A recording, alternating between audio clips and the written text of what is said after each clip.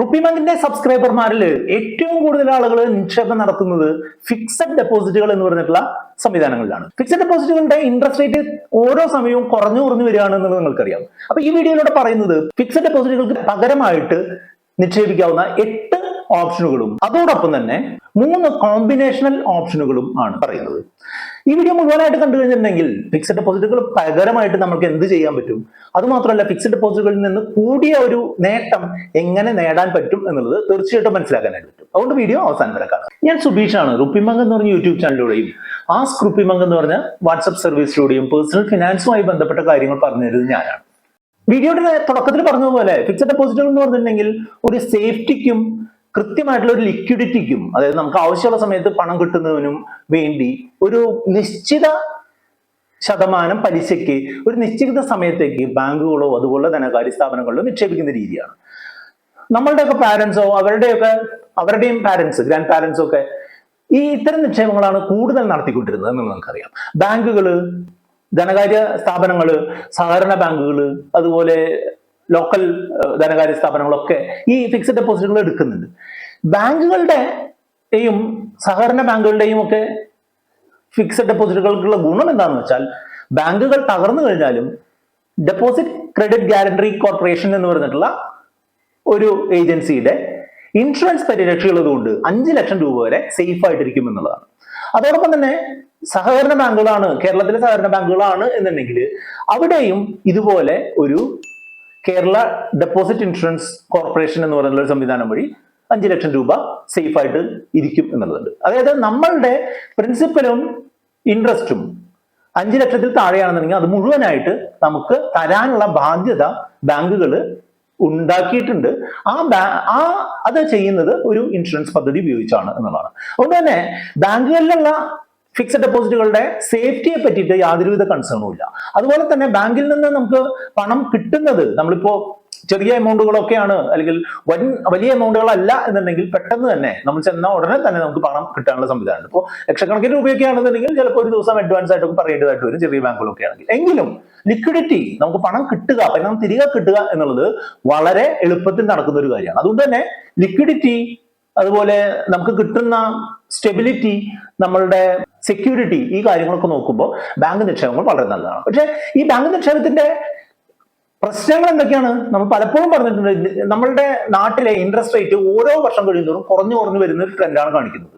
മുൻപ് 15% ഒക്കെ interest rate ഉള്ള നിക്ഷേപങ്ങൾ ഉണ്ടായിരുന്നു. പണ്ട് ഒരു 20 വർഷമൊക്കെ മുൻപ് ഞാൻ ഒരു കോപ്പറേറ്റീവ് ബാങ്കുകൾ കമ്പ്യൂട്ടറൈസ് ചെയ്യുന്ന ഒരു സ്ഥാപനത്തിലായിരുന്നു വർക്ക് ചെയ്തിട്ടുണ്ടായിരുന്നത്. അന്നൊക്കെ 12%, 13% ഒക്കെയാണ് നോർമൽ ഇൻട്രസ്റ്റ് റേറ്റ്. പക്ഷെ ഇന്ന് അതിന്റെ പകുതിയോ അതിൽ താഴെയൊക്കെ ആയിട്ട് മാറിയിട്ടില്ല. 6% ഒക്കെയാണ് സാധാരണ ബാങ്കുകളിലുള്ളത്. കോപ്പറേറ്റീവ് ബാങ്കുകളിലൊക്കെ ആണെന്നുണ്ടെങ്കിൽ 7, 8, 9% ഒക്കെ കിട്ടുന്നുണ്ട് എന്ന് കരുതുന്നു. അപ്പൊ ഇങ്ങനെ ഓരോ വർഷം തോറും കുറഞ്ഞുകൊണ്ടിരിക്കുന്ന ഇൻട്രസ്റ്റ് ആണ് ഇതിന്റെ മെയിൻ ആയിട്ടുള്ള ശത്രു, അല്ലെങ്കിൽ മെയിൻ ആയിട്ടുള്ള പ്രശ്നം. രണ്ടാമത്തെ മെയിൻ ആയിട്ടുള്ള പ്രശ്നം എന്താണ്? നമ്മൾക്ക് ഈ പലിശയായിട്ട് കിട്ടുന്ന പണം നമ്മളുടെ വരുമാനമായി കൂട്ടുകയും അതിന് നമ്മൾ ടാക്സ് കൊടുക്കേണ്ടി വരികയും ഉണ്ട് എന്നുള്ളതാണ്.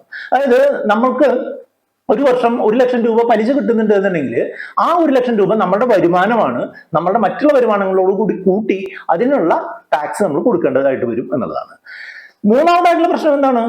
ബാങ്കുകളിൽ ഒരു നിശ്ചിത തുക കഴിഞ്ഞിട്ടുണ്ടെങ്കിൽ, 40,000 രൂപയോ അല്ലെങ്കിൽ 1 ലക്ഷം രൂപയോ ഒക്കെ കഴിഞ്ഞിട്ടുണ്ടെന്നുണ്ടെങ്കിൽ ബാങ്ക് ടാക്സ് മുൻകൂറായിട്ട് പിടിക്കും. ഇപ്പൊ എനിക്ക് ഒരു അധികം ഡെപ്പോസിറ്റ് ഉണ്ട് എന്നുണ്ടെങ്കിൽ എന്റെ പലിശയുടെ 10% അവരവിടെ പിടിച്ചു വെക്കും എന്നുള്ളതാണ്. അപ്പോ ആ പിടിച്ചു വെക്കുന്ന എന്തിനാണ്? നമ്മൾ ഇൻകം ടാക്സ് അടയ്ക്കുന്നുണ്ട്, അല്ലെങ്കിൽ ഇൻകം ടാക്സ് അതോറിറ്റി നമ്മളുടെ കാര്യങ്ങൾ ട്രാക്ക് ചെയ്യുന്നുണ്ട് എന്നുള്ളത് ഉറപ്പുവരുത്തുന്നതിന്റെ ഭാഗമായിട്ടാണ്. അപ്പോ നമ്മൾക്ക് ടാക്സ് അടയ്ക്കാനില്ല എന്നുണ്ടെങ്കിൽ നമുക്ക് എന്ത് ചെയ്യാം? ജൂൺ, ജൂലൈ മാസങ്ങളിൽ ടാക്സ് ഫയൽ ചെയ്തുകൊണ്ട് ആ ടാക്സ് നമുക്ക് റിട്ടേൺ ആയിട്ട് കിട്ടും. പക്ഷേ ഇൻട്രസ്റ്റിന്റെ 10%-ഓളം ടാക്സ് ഡിഡക്റ്റഡ് അറ്റ് സോഴ്സ് അല്ലെങ്കിൽ TDS ആയിട്ട് പിടിക്കുന്നുണ്ട് എന്നുള്ളത് ഈ ഡെപ്പോസിറ്റുകളുടെ ഒരു പ്രശ്നമായിട്ട് നിങ്ങൾക്ക് എപ്പോഴും മനസ്സിലായിട്ടുള്ളതാണ്. അപ്പൊ ഇങ്ങനെയുള്ള കാര്യങ്ങളൊക്കെ നോക്കുമ്പോൾ ബാങ്ക് തരുന്ന ഇൻട്രസ്റ്റ് കുറവ് എന്നുള്ള പ്രശ്നത്തിനെ സോൾവ് ചെയ്യുന്നതിനായിട്ട് നമ്മൾ ഒരു 8 ഓപ്ഷനുകൾ പറഞ്ഞു തരാനായിട്ട് പോവുകയാണ്. സാധാരണ ബാങ്കിൽ 6% ഒക്കെയാണ് ഇൻട്രസ്റ്റ് റേറ്റ് എന്നുള്ള ഒരു അസംപ്ഷനെ ബേസ് ചെയ്തുകൊണ്ടാണ് താഴെ പറയുന്ന ഓപ്ഷനുകൾ ഞാൻ പറഞ്ഞു തരുന്നത് എന്നുള്ളത് പ്രത്യേകം ശ്രദ്ധിക്കാം. ഒന്നാമത്തേത് സ്മോൾ ഫിനാൻസ് ബാങ്കുകളിലുള്ള നിക്ഷേപങ്ങളാണ്. സാധാരണ ബാങ്കുകൾ പോലെ തന്നെ പ്രവർത്തിക്കുന്ന, എന്നാൽ സാധാരണ ബാങ്കുകളുടെ അത്ര വലിപ്പമില്ലാത്ത ബാങ്കുകൾ. നമ്മുടെ നാട്ടിൽ നിന്ന്, ഞങ്ങളുടെ തൃശ്ശൂരിൽ നിന്ന് സ്റ്റാർട്ട് ചെയ്തിട്ടാണ് ഇസാഫ് എന്ന് പറയുന്ന സ്മോൾ ഫിനാൻസ് ബാങ്ക്.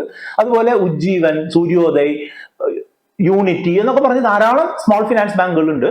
അതില് സേവിങ്സ് ബാങ്കിനൊക്കെ 7% പലിശ കൊടുക്കുന്ന ബാങ്കുകളുണ്ട്.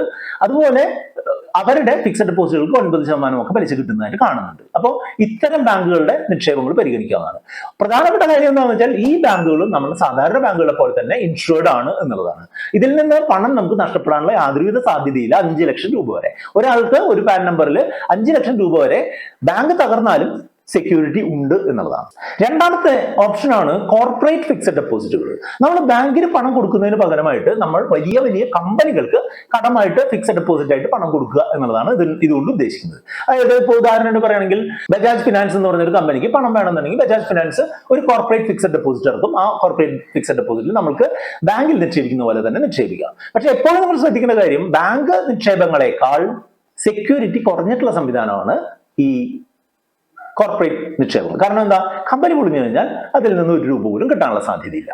അപ്പോൾ നമ്മൾക്ക് ഉറപ്പുള്ള, വളരെ കാര്യക്ഷമമായിട്ട് തകരില്ല എന്ന് കരുതുന്ന സംവിധാനങ്ങളിൽ, കമ്പനികളിൽ മാത്രം കോർപ്പറേറ്റ് ഫിക്സഡ് ഡെപ്പോസിറ്റുകൾ ഇടാനായിട്ട് ശ്രദ്ധിക്കുക.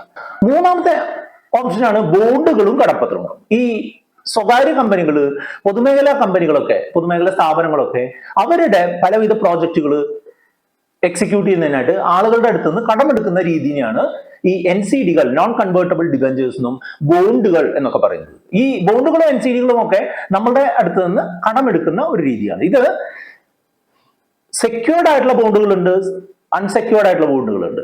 ഈ സെക്യൂർഡ് ആയിട്ടുള്ള ബോണ്ടുകളുടെ അല്ലെങ്കിൽ ഡിബഞ്ചറുകളുടെ ഒക്കെ ഇതെന്താന്ന് വെച്ചാൽ, നമ്മൾ കൊടുക്കുന്ന പൈസയ്ക്ക് അവരുടെ അടുത്തൊരു അസറ്റ്, എന്തെങ്കിലും ഒരു ആസ്തി ഉണ്ടായിരിക്കും എന്നുള്ളതാണ്. അൺസെക്യൂർഡ് എന്ന് പറഞ്ഞിട്ടുണ്ടെങ്കിൽ നമ്മൾ അവർക്ക് ഒരു കൈവായ്പ എന്നുള്ള രീതിയിൽ കൊടുക്കുന്നു എന്നുള്ളതാണ്. അതിന്റെ പിറകില് അസറ്റുകളൊന്നും ഇല്ല എന്നുള്ളതാണ്. അപ്പോൾ സെക്യൂർഡ് ആയിട്ടുള്ള ബോണ്ടുകളും കടപ്പത്രങ്ങളും കൂടുതൽ സെക്യൂരിറ്റി ഉള്ളതും, അൺസെക്യൂർഡ് ആയിട്ടുള്ളത് താരതമ്യേന സെക്യൂരിറ്റി കുറവാണെന്നുണ്ടെങ്കിൽ ഇൻട്രസ്റ്റ് കൂടുതൽ തരുന്നതാണ്. ഈ സെക്യൂർഡ് ആയാലും അൺസെക്യൂർഡ് ആയാലും ബോണ്ടുകളും കടപ്പത്രങ്ങളും സാധാരണ ബാങ്ക് നിക്ഷേപങ്ങളെക്കാൾ കൂടിയ വരുമാനം തരുന്നതാണ്. ഒരു കാര്യം പറയട്ടെ, ഇത് ഇൻഷുറൻസ് ഉള്ള തരത്തിലുള്ള സംവിധാനമല്ല. പണം പോയാൽ അല്ലെങ്കിൽ കമ്പനി പൊട്ടിയാൽ പണം പോയി എന്നുള്ളതാണ്.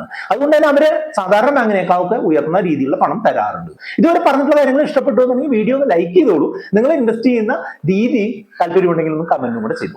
അടുത്ത ഓപ്ഷനാണ് ഡെറ്റ് മ്യൂച്വൽ ഫണ്ടുകൾ. ഡെറ്റ് മ്യൂച്വൽ ഫണ്ടുകൾ എന്ന് പറഞ്ഞിട്ടുണ്ടെങ്കിൽ മ്യൂച്വൽ ഫണ്ടുകളിൽ തന്നെ സേഫ് ആയിട്ടുള്ള മ്യൂച്വൽ ഫണ്ടുകളാണ്. അതായത് ബോണ്ടുകളിലും കടപ്പത്രങ്ങളിലും ഒക്കെ നിക്ഷേപിക്കുന്ന തരത്തിലുള്ള മ്യൂച്വൽ ഫണ്ടുകളാണ് ഈ ഡെറ്റ് മ്യൂച്വൽ ഫണ്ടുകൾ. ഡെറ്റ് മ്യൂച്വൽ ഫണ്ടുകൾ ഒരു ഫിക്സഡ് ഡെപ്പോസിറ്റിനേക്കാൾ 1-1.5% ഒക്കെ ആനുവലൈസ്ഡ് ആയിട്ടുള്ള റിട്ടേൺ കൂടുതൽ തരുന്നതായിട്ട് കാണുന്നുണ്ട്. അതുകൊണ്ട് തന്നെ നല്ല റേറ്റിംഗ് ഉള്ള ഡെറ്റ് മ്യൂച്വൽ ഫണ്ടുകൾ തീർച്ചയായിട്ടും നിങ്ങൾക്ക് കൺസിഡർ ചെയ്യാവുന്നതാണ്. അതായത് ചെറിയ കാലത്തേക്കുള്ള നിക്ഷേപങ്ങൾ, 3 വർഷമോ അതിൽ കുറവോ കാലത്തേക്കുള്ള നിക്ഷേപങ്ങൾക്ക് ഈ ഡെറ്റ് മ്യൂച്വൽ ഫണ്ടുകൾ തീർച്ചയായിട്ടും പരിഗണിക്കാവുന്ന ഒരു ഓപ്ഷനാണ്. അഞ്ചാമത്തെ ഓപ്ഷൻ എന്താണെന്ന് വെച്ചാൽ പോസ്റ്റ് ഓഫീസ് നിക്ഷേപങ്ങളാണ്. നമ്മൾ പോസ്റ്റ് ഓഫീസിനെ പറ്റിയിട്ട് വളരെയധികം വീഡിയോകൾ ചെയ്തിട്ടുണ്ട്. പോസ്റ്റ് ഓഫീസിൽ നാഷണൽ സേവിംഗ് സർട്ടിഫിക്കറ്റ് എന്ന് പറഞ്ഞ 5 വർഷത്തെ സ്കീം ഉണ്ട്. സീനിയർ സിറ്റിസൺ സേവിംഗ് സ്കീം ഉണ്ട്. അതുപോലെ മന്ത്ലി ഇൻകം കിട്ടുന്നതിനായിട്ട് post office monthly income scheme ഉണ്ട്. അതുപോലെ 1, 2, 3, 5 വർഷത്തേക്ക് കാലാവധിയുള്ള പോസ്റ്റ് ഓഫീസ് ഫിക്സഡ് ഡെപ്പോസിറ്റുകൾ, ടേം ഡെപ്പോസിറ്റുകൾ എന്നുള്ള പേരിലുണ്ട്. അതുപോലെ നിങ്ങൾക്ക് സുകന്യ സമൃദ്ധി യോജന എന്ന് പറഞ്ഞ പെൺകുട്ടികളുടെ മാതാപിതാക്കൾക്ക് ചേരാവുന്ന സ്കീമുണ്ട്. സ്ത്രീകൾക്ക് ചേരാൻ പറ്റുന്ന മഹിളാ സമ്മാൻ സേവിങ്സ് സ്കീമുണ്ട്.